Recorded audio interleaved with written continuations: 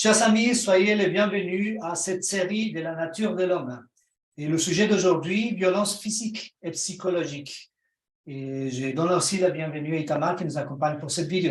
Merci et bienvenue à tous. Merci d'être avec nous pour ce sujet. La semaine dernière, nous avons vu le sujet de la communication. Qu'est-ce que nous avons appris?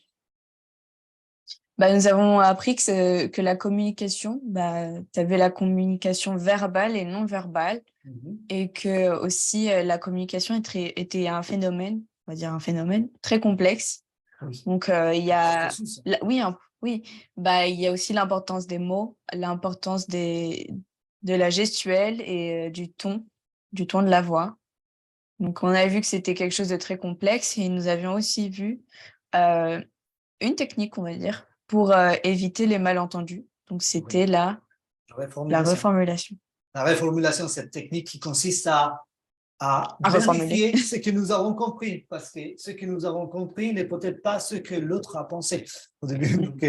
Donc ça évite des malentendus. Je pense que c'est assez pratique.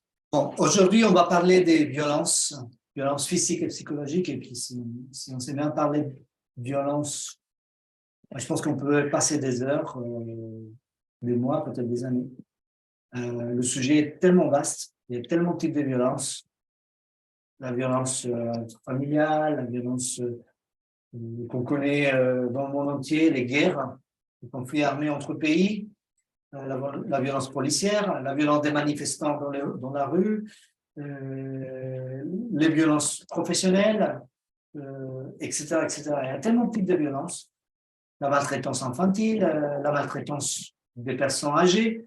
Voilà, nous pourrions en parler beaucoup, mais nous avons voulu nous focaliser sur les aspects psychologiques de la violence. Sur la violence physique, on va en parler un peu, mais ça me semble tellement évident. Je pense que oui, ça mérite, le sujet mérite d'être traité, mais on n'aurait pas le temps, malheureusement.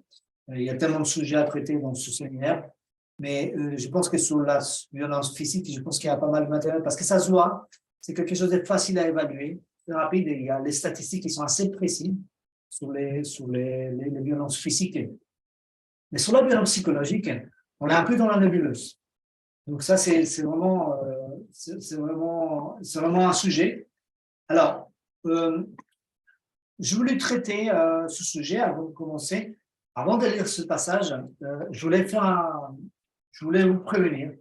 Dans ce sujet, nous ne pourrons pas partir. Il ne s'agit pas de juger l'agresseur et juger la victime. Je pense que la victime, elle a besoin d'aide et ça, c'est évident. Je pense que pour personne, il n'y a personne à qui ça pose problème que les victimes ont besoin d'être aidées. Mais l'agresseur aussi, il a besoin d'être aidé. Et ça peut poser problème à beaucoup de personnes, surtout les personnes qui ont été victimes de violences. Parce que quand on dit, oui, comment ça, vous allez aider l'agresseur? Oui, l'agresseur a besoin d'aide. Ce qu'il faut comprendre dans le schéma de la violence, c'est que très souvent, l'agresseur, il a été à son tour, il a été victime de violences. Et donc, c'est un cycle infernal dans lequel tout le monde passe. Donc, à un moment donné, il convient de couper ce cycle. Pour couper ce cycle, il faut aider les deux parties. Et puis, nous croyons qu'il est possible de restaurer, de soigner les relations humaines. Donc, les relations de couple rompues, pas systématiquement, mais assez souvent, il est possible de la réparer. Si les deux personnes ils veulent être aidées, si les deux personnes veulent changer et veulent faire évoluer leur relation, à ce moment-là, il est possible de les aider. Donc, voilà, la nature de l'homme est une nature complexe. C'est un sujet qui est vaste et complexe. On va le traiter, je reconnais bien, en surface, mais je pense que le sujet mérite d'être traité en profondeur. Peut-être qu'on aura l'occasion de le faire dans une autre série dédiée à ce sujet-là, mais franchement, ça vaut le coup. Et en introduction, je voulais citer un texte d'une psychologue qui est une référence de la matière. C'est une psychologue espagnole. Elle s'appelle Montserrat Gómez de Terreros Guardiola. Voilà, c'est un nom assez long, c'est classique. C'est un nom assez espagnol. Oscar Darío López Valencia, voilà. Ça, c'est classique chez les Hispaniques. Bon, en tout cas, et cette dame est une psychologue et des références dans la matière, et d'ailleurs, ces documents ont été utilisés dans des réflexions par l'OMS. C'est pour ça que j'ai voulu, pour commencer, je voulais citer une partie de ce texte que je vous conseille de le lire en entier. Je vous ai donné toute la référence, vous pouvez la trouver sur Internet, donc ce n'est pas un problème. C'est dans le domaine public, vous pouvez la trouver et le lire.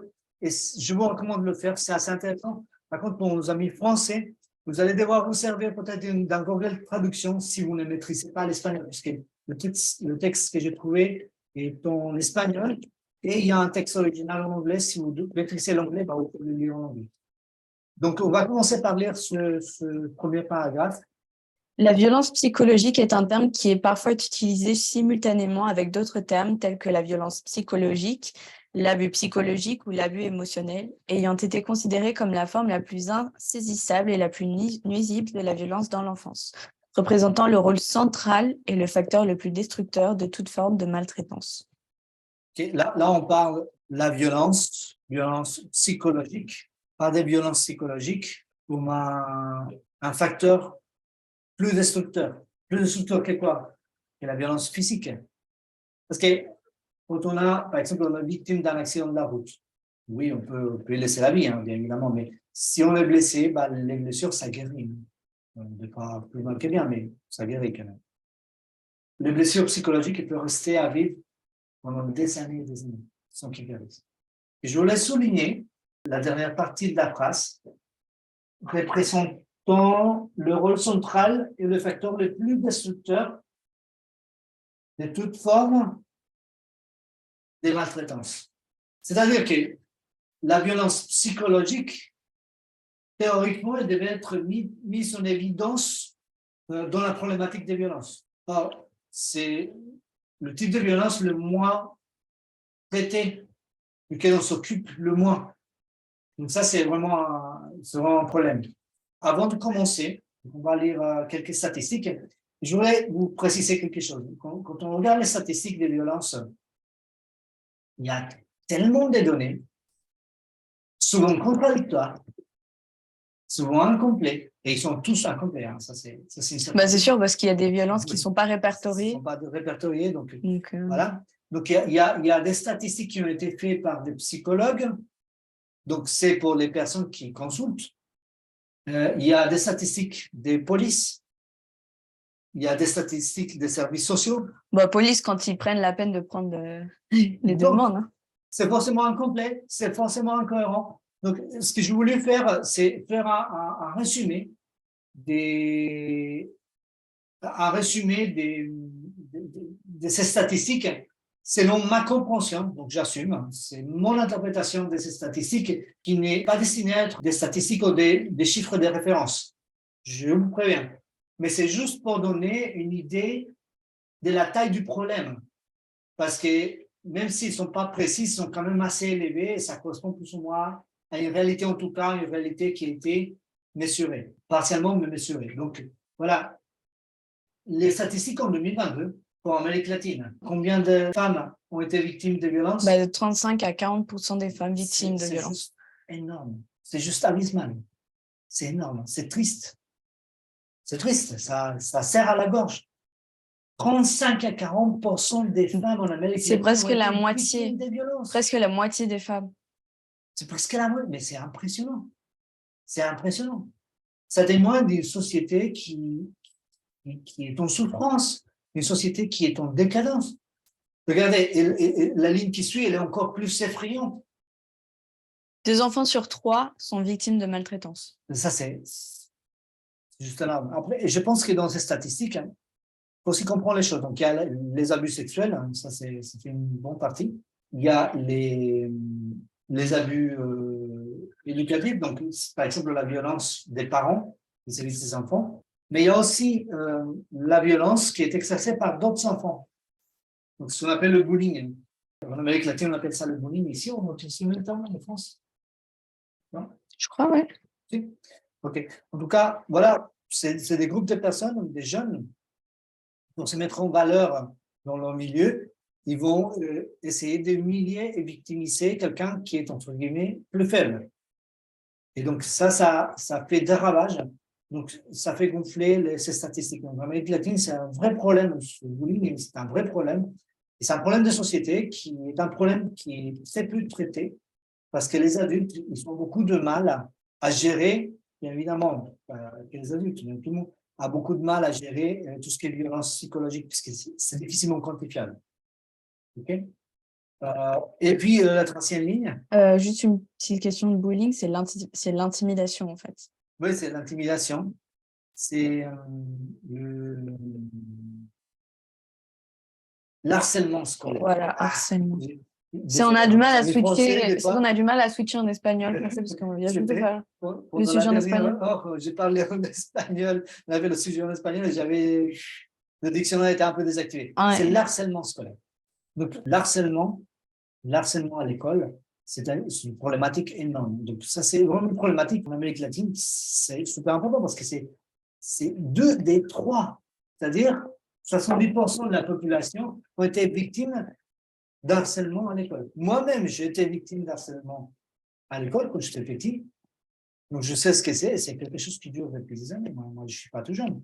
Donc, et ça va penser la base d'autres dérèglements de la société. Bah, parce que d'ailleurs, le harcèlement, c'est pas que à l'école. Enfin, du coup, harcèlement, maltraitance, pour les enfants, c'est aussi de la part de leur famille, de leurs parents. Des fois, frères et sœurs. Entre frères et sœurs, oui, ça peut arriver. Donc ça, c'est compliqué. Et puis la troisième ligne. Les hommes qui ne signalent généralement pas les mauvais traitements infligés par leur conjointe. Ça, et pour des raisons culturelles. Ouais, c'est ça. C'est le cas d'un monsieur qui va porter plainte. Il arrive au commissariat en train de saigner. Au beurre noir. Oui, c'est ça. Il va voir le policier. Il dit, monsieur le policier, je viens porter plainte. Je me suis fait agresser. Ah oui, qui vous a agressé? Ma femme. Le policier le regarde dans les yeux. Il dit, sois un homme, défends-toi. Mais ça va pas. Qu'est-ce qui se passe dans la société pour que ça arrive? C'est que l'homme, il va porter plainte. Le policier lui dit, sois un homme, défends-toi. Bah, en gros, en fait, il dit, donc en gros, ta femme te frappe, frappe-la. Frappe-la. Et donc, ça incite même à la maltraitance. Mais souvent, attention, hein, parce que je connais des cas, et je connais des cas en France, de personnes que j'ai traitées en consultation. Je ne peux pas donner des noms et je ne les donnerai pas, c'est strictement confidentiel, mais je peux citer les cas parce que c'est vraiment des cas d'école, des hommes qui sont partis en prison pour de la maltraitance vis-à-vis de leur femme, alors que c'est la femme qui les frappait. Parce que ils se sont défendus et donc ça a été considéré comme de la maltraitance. Dans un cas que j'ai traité, oui, c'est la défense, et que l'homme il s'est défendu, et la femme elle a eu une égratignure, et malgré que l'homme était bien amoché, bah, les policiers se sont dit oui, il a été blessé, donc c'est la violence contre les femmes. L'homme a été mis en prison malgré le fait qu'il était victime. J'ai eu d'autres cas, un autre cas dans lequel la femme, l'homme ne s'est pas défendu, il s'est fait bien amocher. La femme, elle s'est blessée elle-même. Il a appelé la police et l'homme, il a fait de la prison. Pourquoi je le sais? Parce que la femme en question a osé me le dire. C'est ce qui s'est passé. Finalement, elle a compris, elle a demandé de l'aide. Et voilà, donc ce sont des cas. Après, ce sont des cas. Ouais, ça va pas faire une généralité. Mais il y a des choses extrêmes. Donc, je pense que dans les chiffres des maltraitances vis-à-vis de la femme, il peut y avoir quand même une partie, quoi qu'il soit très difficile à quantifier, d'hommes qui ont été victimes des femmes. Mais en général, la tendance, c'est que les hommes, ils ont tendance à être violents physiquement. Et voilà, l'homme est le plus animal, beaucoup plus brutal et par la testostérone. Et donc, ils ont tendance plutôt à la violence physique, quoi qu'il y a des exceptions. Et la femme, là, pareil, il y a des exceptions, parce qu'il y a des femmes qui ont la capacité et qui ont le tempérament pour être violents physiquement, a plutôt tendance, la femme, à la violence psychologique, donc à la manipulation et à l'harcèlement au sein du couple. Donc ça, c'est voilà, ça c'est les tendances. Quand on regarde les statistiques en Europe, là c'est pareil, je précise, c'est une interprétation des chiffres qui est discutable, hein, discutable parce que si on prend différentes sources, ça peut donner autre chose. Mais c'est juste pour avoir une idée de l'ampleur de la problématique. Donc 15 à 18% des femmes en Europe, tous les pays de l'Union européenne confondus, donc on va mixer toutes les statistiques. Je ne parle pas de la France, je parle au niveau européen. 15 à 18% des femmes sont victimes de violences. C'est juste énorme. Je ne m'attendais pas à avoir des chiffres aussi élevés pour l'Europe. Et là, pour les enfants, c'est des pourcentages. 8% des enfants, c'est inférieur à l'Amérique latine, mais ça reste quand même un gros problème. 8% des enfants sont victimes d'abus. Que ce soit de l'abus sexuel, ça soit de bullying. Mais je pense que ces chiffres sont forcément incomplets, puisqu'il y a beaucoup de cas de bullying ou d'abus sexuels des mineurs qui ne sont pas dénoncés, donc ils ne sont pas forcément répertoriés. Et puis, pareil, en Europe, les hommes ont le même problème. Oui, ils ont le même problème, pareil qu'ils ne signalent pas les mauvais traitements, et donc juste pour des raisons culturelles. Ouais. Il y a des cas des hommes qui sont partis au commissariat et la plainte n'a pas été N'a pas été prise. N'a pas été prise, oui. Mais parce que les policiers considèrent que c'est rien, quoi. ouais. Un homme est censé pouvoir supporter les coups de la part de sa femme, c'est qu'il n'a pas il n'a pas bien mis ses pantalons, en fait. Mais ça, c'est culturel, c'est purement culturel, parce que d'un point de vue psychologique, ni l'homme ni la femme ne doit être agresseur ni victime. Bah, surtout que l'homme, si de base il va porter plainte, c'est parce qu'il ne veut pas rendre les coups reçus. C'est ça? Mais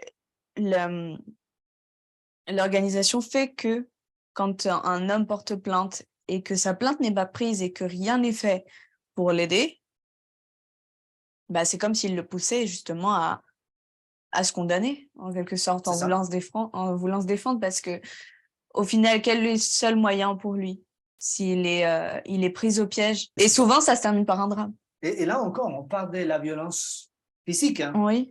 Mais si on parlait de la violence psychologique…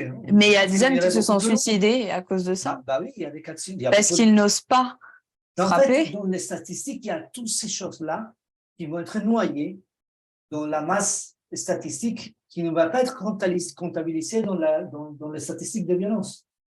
Parce qu'il y a beaucoup de cas de suicide qui sont en relation avec la maltraitance, avec la violence. Donc ça, c'est vraiment énorme. Donc voilà, pour les statistiques. Mais en faisant des recherches pour ce sujet, je suis tombé sur un document du gouvernement équatorien qui ont fait un excellent document sur la violence conjugale avec des conseils, etc. Et j'ai vu, ils expliquent un espèce de cercle vicieux de la violence intrafamiliale qui a attiré mon attention. Donc voilà, c'est ce cercle vicieux qui est représenté en 3 étapes. Donc, la première étape, c'est le point de départ, c'est une accumulation, augmentation des tensions. Alors, ceux qui sont mariés, ils vont me dire qu'il n'y a jamais un couple sans tension. Ben, ça arrive, hein. Ça n'existait pas. Non, il peut y avoir des tensions sans que ça vire à la maltraitance. À la maltraitance. Mais c'est le point de départ de ce cercle vicieux, puisque cette accumulation, augmentation des tensions va être progressive pour un thermomètre qui va monter. Et à un moment donné, ça va donner l'étape 2, qui est l'explosion violente ou incident aigu de violence. Ça, c'est quand on commence à frapper, quand on commence à casser les objets. Parce que, on va le voir la semaine prochaine, on n'aura pas le temps aujourd'hui, mais quand on casse les affaires de quelqu'un, parce qu'on est en colère, c'est comme si on était en train de frapper cette personne. Donc, c'est aussi de la maltraitance. Et ça peut être des assiettes qui vont voler. C'est les affaires. Ouais. Ça arrive. Ça peut être des objets technologiques, le téléphone. Je ne te frappe pas, mais je prends ton téléphone, je le fracasse contre le mur. C'est aussi un signe de violence, mais vous allez voir, on va voir la semaine prochaine, ne vous inquiétez pas. Donc, J'avais ça, vu c'est- justement une fois, c'était une scène, je me souviens plus, c'était il y a des années, mais c'était une dispute entre un couple et chacun d'entre eux cassait tour à tour des affaires d'autres personnes. ouais, Et, et ça augmentait genre des affaires les plus petites aux affaires de plus grande valeur, ouais. jusqu'à ce qu'il y en ait un qui ait vendu le chien. Vendu le chien. Le chien, oui. Ah, je me semble avoir vu ça. C'est horrible, hein. Mais ça C'est... illustre bien Oui, ça illustre bien. Et finalement, ils se sont retrouvés dans une maison, mais complètement ravagé, oui. ravagée, quoi. Jusqu'au moment où il y en a un qui a carrément envoyé un couteau sur le C'est- portrait de mariage. Et ça a dégénéré. Ça a Oui. dégénéré, oui. Il y a un film, hein. Il y a un film à ce sujet. Donc, l'explosion de violence ou un incident aigu de violence qui va conduire à la troisième étape qui est, Le calme. Ou pardon. je suis désolé, hein, je suis peut-être un peu poussé un petit peu trop loin, on va dire, peut aller un petit peu trop loin. Je n'aurais pas dû. Mais qu'est-ce qui va se passer? Ben, l'autre, il va pardonner. Ouais. Ça se calme. Pour me faire pardonner, je t'invite à rester. Pour me faire pardonner, je vais t'acheter des fleurs. Ou tout simplement, la personne se rend compte qu'il a mal fait, il a agressé l'autre. Il va dire, bon, je vais rien dire. Avec le temps, Ça va passer. tout va se passer. Je vais faire l'autruche. Je fais un trou dans le sol, je mets la tête et j'attends que ça passe. Et en fait, pour lui, ça passe. Si je vois pas, il n'y a pas de problème. En fait, la personne, elle va switcher, il va passer à autre chose. Il a déjà passé à autre chose, sauf que l'autre, la blessure, elle reste Ouverte. vive. Donc ça, c'est un problème. Et puis, qu'est-ce qui se passe? Bah, le cercle vicieux recommence. Elle commence. Ça s'arrête pas. Après une période d'accalmie, bah, les tensions vont commencer à augmenter, arrive un point où boum, ça explose, et ainsi de suite. Ce qui fait que la victime, elle a beaucoup de mal à se défaire de ce cercle vicieux, parce que à chaque fois, il y a une période d'accalmie, il va dire, ouais, mais bon, Il va il s'excuser. n'est pas complètement mauvais, il y a de bon, et peut-être que la prochaine fois, ça ira mieux. Et à chaque fois, il va automatiquement se dire, ça va bien se passer. Et finalement, ça ne se passe pas bien. Et puis, l'angoisse va accroître. Et à un moment donné, la personne peut arriver même au suicide. Donc ça, c'est la maltraitance psychologique qui peut être mélangée aussi à la maltraitance physique, hein, attention. Okay. Alors, concernant ce sujet, j'ai trouvé dans les livres de Ellen White, il y a un livre qui s'appelle Le foyer chrétien. Foyer chrétien, et là, pour le coup, j'ai trouvé une traduction officielle. Donc, il y a 3 paragraphes, j'aimerais vous inviter à lire, qui parlent de le respect de soi dans la relation de couple, et qui est un élément important de la relation de couple. Et puis, ça commence à poser la base de tout ce dialogue, de ce sujet qu'on est en train de commencer. Je ne sais pas si ça va être 3 ou 4 sujets sur ce même titre de la violence, mais en tout cas, on va essayer de faire au mieux. Et l'idée, c'est d'aborder le sujet d'une manière superficielle, mais le plus complet possible quand même, parce que il y a beaucoup de choses qui méritent d'être dites. Donc, j'invite Itamar à le lire. La question est donc la suivante. La femme doit-elle se sentir obligée de céder aux sollicitations de son mari lorsqu'elle voit que celui-ci est sous l'emprise d'une passion vile et lorsqu'elle est moralement convaincue de nuire ainsi à son corps que Dieu lui a enjoint de conserver dans la sainteté et l'honnêteté afin de l'offrir en sacrifice vivant? Ce n'est pas l'amour pur et saint qui pousse une femme à céder à l'instinct bestial de son mari aux dépens de sa santé et de sa vie. Si elle l'aime vraiment et avec sagesse, elle essaiera de l'empêcher de se laisser aller à satisfaire ses convoitises et dirigera son esprit sur des sujets d'ordre plus élevé. Peut-être sera-t-il nécessaire qu'elle insiste humblement et affectueusement, même au risque de déplaire, afin de ne pas avilir son corps par des excès sexuels. La femme devrait, avec douceur et tendresse, rappeler à son mari que Dieu est le premier à avoir droit sur notre être tout entier et qu'elle ne peut pas en faire fi, car elle devrait en rendre compte au jour du jugement. Si une femme a des sentiments élevés et qu'elle préserve sa dignité dans la sainteté et l'honnêteté, elle peut faire beaucoup en utilisant judicieusement son influence pour sanctifier son mari et remplir ainsi la haute mission qui lui est impartie. Elle accomplira ainsi un double devoir en se sauvant elle-même et en sauvant son conjoint. Il faut agir naturellement avec beaucoup de délicatesse. La sagesse et la patience sont nécessaires, aussi bien que le courage et la force qu'on trouve dans la prière. C'est dans un amour sincère pour Dieu et pour son mari qu'elle trouvera les seuls mobiles de ses sentiments et de sa conduite. Donc ici, on parle de la femme, donc de le respect de soi de la femme.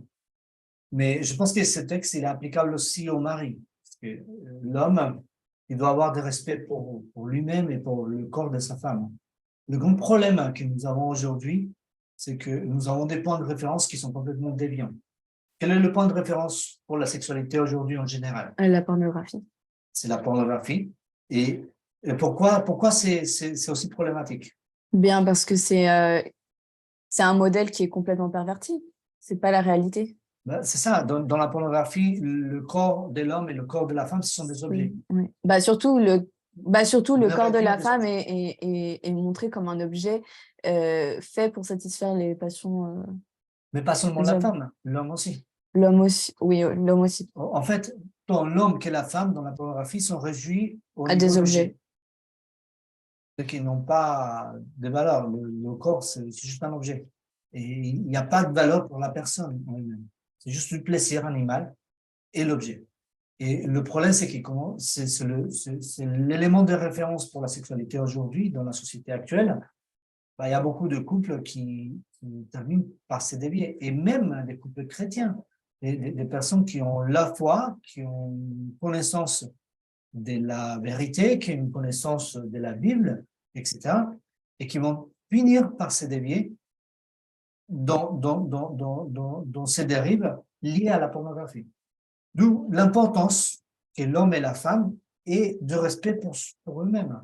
Et donc, voilà comment Ellen White pose les bases de cette discussion. Et je pense que quand on parle de sexualité, on ne parle pas que du moment où on va au lit. L'acte sexuel, c'est juste une petite partie de la sexualité humaine. Mais la sexualité humaine, elle touche la relation homme-femme de manière globale. Ça, on aura l'occasion d'en parler. Mais la violence, c'est justement, la violence va détruire en fait cette communication, ce lien spirituel entre l'homme et la femme. Il va rendre les choses de manière mécanique et où l'un ou l'autre va être un esclave, va être un objet de l'autre. Donc ça, c'est le grand problème de la violence dans le couple.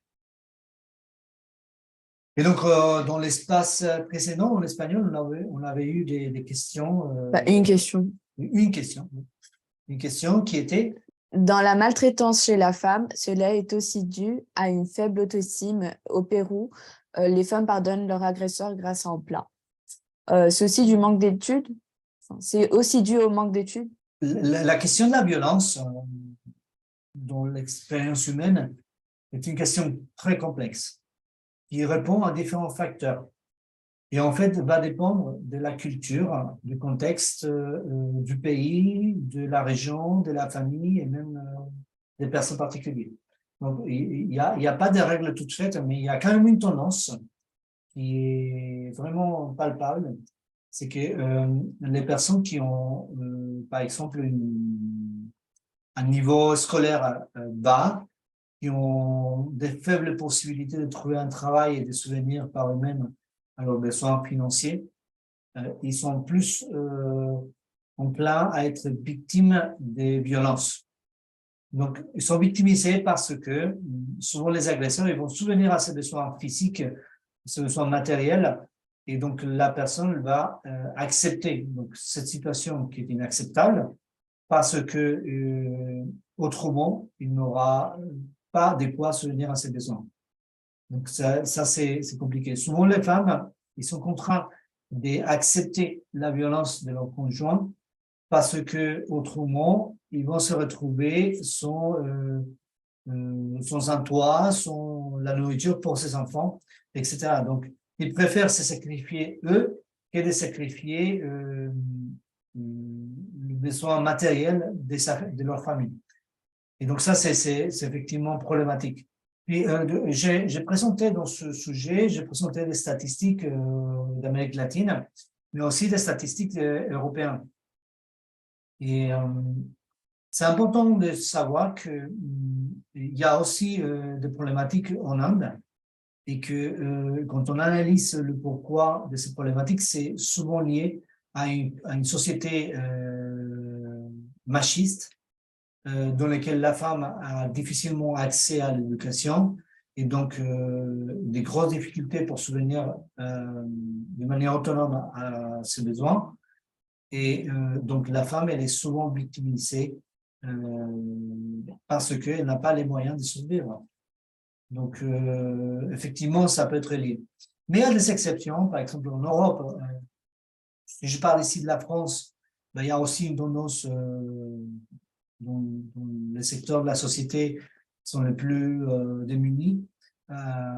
Les femmes, ils ont souvent tendance à être victimisées pour les mêmes raisons. Mais il y a aussi des personnes de la vie politique qui ont commis des abus sur leur conjointe, qui ont été dénoncés, et dont la femme que l'homme avait un niveau académique assez élevé. Donc, ce n'est pas exclusif des classes les plus démunies, mais ça peut toucher aussi des personnes qui ont été plutôt favorisées, qui ont une capacité intellectuelle et puis des compétences nécessaires pour subvenir par eux-mêmes à leurs besoins, peut-être même de la fortune, de la richesse. Il y a beaucoup de facteurs. Donc, il y a le facteur social, qui est un facteur qui est, je pense, dominant, mais il y a aussi le facteur financier qui vient s'y rajouter à tous ces autres facteurs. Et je pense que la femme et l'homme devraient avoir accès à l'éducation, puisque l'éducation, ça aide pas seulement à acquérir des connaissances et des capacités à subvenir à ses besoins matériels, à gagner de l'argent, mais aussi une capacité à comprendre l'autre et à avoir une meilleure lecture du monde qui nous entoure. Donc ça, c'est extrêmement important. Et je pense que c'est en relation avec la problématique et c'est quelque chose c'est quelque chose qu'on devrait mettre en priorité pour être traité, pour être résolu. Chers amis, le temps s'est terminé. Je vous remercie pour votre attention. On n'a pas fini le sujet, on vient de commencer. Je pense qu'on aura trois vidéos de plus sur ce sujet, je ne sais pas exactement, mais en tout cas, voilà, le sujet a été démarré. La semaine prochaine, donc on va voir quelles sont il y a 30 questions qu'on peut se poser pour identifier un problème de maltraitance. Et en tout cas, je vous remercie pour votre attention. Je remercie aussi Tamar qui nous a accompagnés. Merci à tous ceux qui nous ont accompagnés en ligne, en live pour l'enregistrement de cette vidéo. D'ailleurs, si vous voulez participer, n'hésitez pas à nous contacter. On pourra vous envoyer le lien des connexions si vous voulez participer en live. Je vous remercie. Si cette vidéo, vous la trouvez utile, n'hésitez pas à nous donner un like. N'hésitez pas surtout à la partager sans modération. Et c'est le meilleur moyen, le plus efficace en tout cas, de soutenir notre action. Que Dieu vous bénisse et que Dieu bénisse votre curiosité. Et je vous dis à la semaine prochaine. Bye bye.